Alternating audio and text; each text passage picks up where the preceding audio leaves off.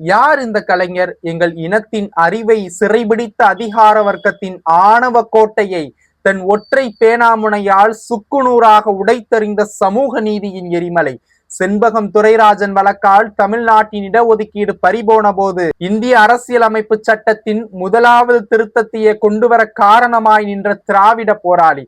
உச்ச நீதிமன்றமே முட்டுக்கட்டை போட்ட போதும் நாடாளுமன்றத்தையே அதிர வைத்து இந்திய அரசியலமைப்பின் 9வது அட்டவணையில் ஏற்றி 29 விழுக்காடு இடஒதுக்கீட்டை இரும்பு கோட்டையாக பாதுகாத்து கொடுத்தாரே, அந்த பிரம்மாண்ட சரித்திரம்தான் கலைஞர். வடநாட்டில் மண்டலம் கமிஷன் முடக்கப்பட்ட போது தில்லியே நடுங்கும் வண்ணம் இடஒதுக்கீடு தராவிட்டால் மத்திய அரசே கவிழ்ந்தாலும் கவலை இல்லை என்று அஞ்சாமல் நின்ற அஞ்சா நெஞ்சன் அவர்.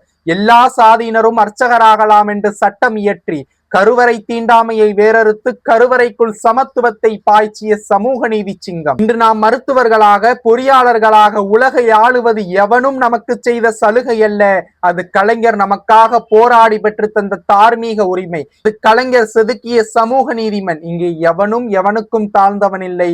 வீழ்வது நாமாக இருப்பினும் வாழ்வது சமூக நீதியாக இருக்கட்டும். தலை நிமிர்ந்து நில்லடா தமிழா.